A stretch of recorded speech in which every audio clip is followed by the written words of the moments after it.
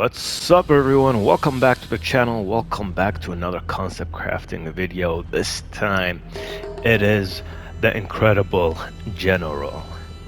Axe of Godric in your main hand. Then when you want to get serious, you pull this baby out and you two-hand it. You can start with this first if you want to get the buff, but it's not necessary. This is level 150, NG plus 5. I've cleared a lot of stuff here. I'll show you a lot of clips after we're done discussing this part. Claw Mark, and as you can see by the way, Axe of Godric and Axe of Godfrey are both a +9. Claw Mark Seal 25, full Knights Cavalry set, Dragon Crest Grey Shield Talisman to negate the damage that we get from here. This increases damage taken, but we need this because actually, yeah, I forgot. I changed my equipment around, so we don't need this anymore.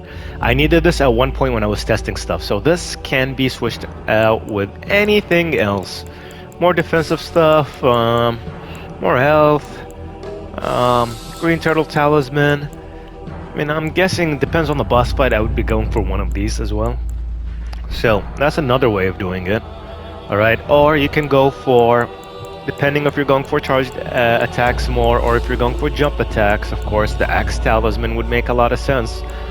Or the Claw Talisman. So let's say this one, it's still at medium load, you see that? Now, this is due to a few things. I'm testing this out. I should have faith at at least 25 or so, just to get, Golden Vow, maybe Black Flames protection. So you might want to sacrifice some points out of strength, like 10 points out of strength, maybe 3 points out of endurance, put them all into faith. And then you might need to wear Redagon's Sword Seal. If not, then you go for the Axe or Claw Talisman. Here, if you reduce your strength all the way to 70, I would switch out the Stone Barbed Cracked Tier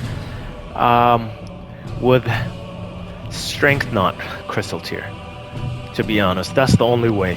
You can switch those two around depending on how much strength you have. And these two are a must because you are wearing a heavy armor set, kind of. I mean, you can equip Redagon Sword Seal and equip heavier armor if you would like as well. You have a few options here, so keep that in mind. And that's about it, guys. Now I'm gonna BRB in like a minute, and we're gonna see a bunch of clips of me taking on different bosses in NG plus 5 with this exact setup. No buffs at all, except from Ashes of War. I mean, I guess you can call this a buff, and that's it. So, and you'll see how much damage I take and how much damage I deal, and you can decide for yourself if the incredible General is for you. So, BRB. And I'm back, guys. So, what we're gonna do right here is just show you a few of these troll giants and talk a little bit about the rotation, all that. I mainly use one spell. I do use the Beastly Sling here and never actually hit anything with it because the range on it is really bad, but it does come off really quickly, so there are some benefits to it. I'm not sure if it staggers as fast as it used to back in the day when the game first came out, but you don't have to depend on it because honestly, you saw how my stats were. I would probably redistribute my stats to the point where I can get at least Golden Vow, maybe Black Flames protection, but Golden Vow at the very least.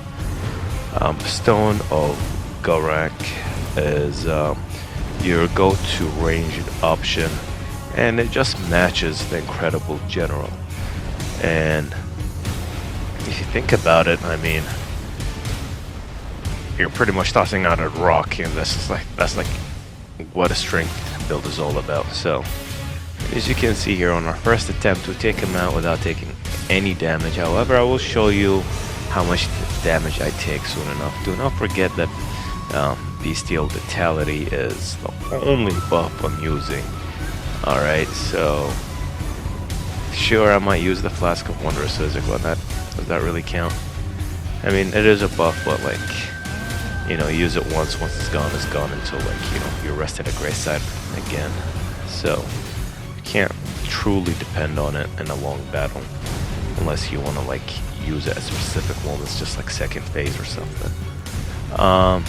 As you can see here, guys, these two axes are not that bad, but at the same time, the Regal Roll is also considered a buff. So there you go. You are getting buffed just a bit, not as much as you can. You can go for Black Flames protection, and yeah, that was nice right there. Stone of Garank caught him midair and prevented him from completing his attack, which was really nice. And I just charged my attack here and smacked him in the face one last time. I'm dealing decent damage, keeping in mind that, you know, my weapons are +9 and this is NG +5, level 150, so I'm doing decent damage for, you know, handicapping myself in a way by not, like, you know, buffing properly, by not hitting level 200 as most people would by this point. But I feel like when you take a level 150 build and you let it go through NG +5, 6, 7, whatever it is, you really get to test the build there. Yeah, I mean, you get a taste for it as well, but you really get to test it. You really see its weak points and all that. Because like, if you go in there and you like pretty much power up to the maximum and like one-shot a boss or like two-shot him, or just like, you know, trivialize the boss fight because you're so overpowered, it's not my type of build, to be honest. Like, that's fun to do maybe once in a blue moon or something, but like, it's not a build that I would want to go around using all the time, because it just makes the game boring. So I heard these axes, nobody ever uses them, and like, I wanted to use axes. Now I don't know if these are the best two axes out there, but I thought this is what it's going to be for the concept crafting, and then when I actually do a build guide, if I ever end up doing one, depends, you guys will get to vote on it, then maybe I will check out all of the axes and see which one is the best one.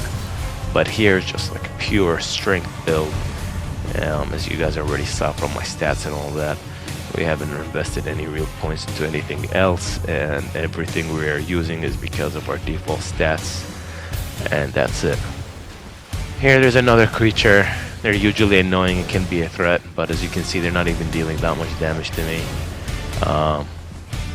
And I'm gonna kill it pretty fast. Like, I already hit it twice with the Stone of Garank, and I'm gonna use an Ash of War soon.